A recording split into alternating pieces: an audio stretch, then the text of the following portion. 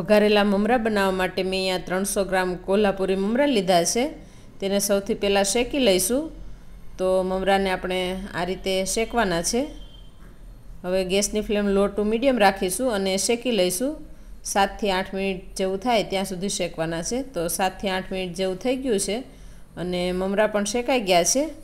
હવે મમરાને ઠંડા પડવા દઈશું। મમરા ઠંડા પડશે એટલે એકદમ ક્રિસ્પી થઈ જશે। તો હવે મમરાને બીજા વાસણમાં કાઢી લઈશું અને ઠંડા પડવા દઈશું। હવે મમરાના વઘાર માટે 1 ચમચા જેટલું તેલ ઉમેરીશું। તેલ ગરમ થાય એટલે મીઠા લીમડાના પાન, 2 મરચાંના ટુકડા, 3 મરચાંને આ રીતે ઊભા સમારીને લીધા છે એ ઉમેરીશું। તેલ અને લીમડાને બરાબર સાંતળી લેવાના છે તેલમાં। એકદમ કડક થાય ત્યાં સુધી આપણે તેલમાં સાંતળવાના છે।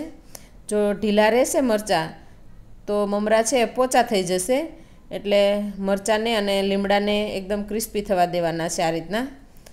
હવે શિંગદાણા લીધા છે મેં 150 ગ્રામ, એ ઉમેરીશું અને એને પણ તેલમાં શેકી લઈશું।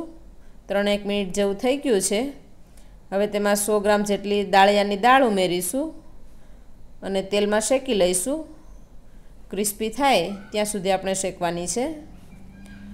તો શીંગ અને દાળિયા છે એ શેકાઈ ગયા છે। હવે એની અંદર સ્વાદ અનુસાર મીઠું ઉમેરીશું, 1 ચમચી જેટલી હળદર ઉમેરીશું અને મિક્સ કરી લઈશું। જો તમારે અહીંયા લાલ મરચું ઉમેરવું હોય તો તમે ઉમેરી શકો। મિક્સ થઈ ગયું છે તો હવે મમરા ઉમેરીશું અને મિક્સ કરતા જઈશું। આવી રીતે થોડા થોડા મમરા ઉમેરતા જઈશું અને મિક્સ કરતા જઈશું। તો મમરા મિક્સ થઈ ગયા છે। હવે તમે આ કોલ્હાપુરી વઘારેલા મમરાને સર્વ કરી શકો। તો તમે પણ આ રેસીપી જરૂરથી ટ્રાય કરજો।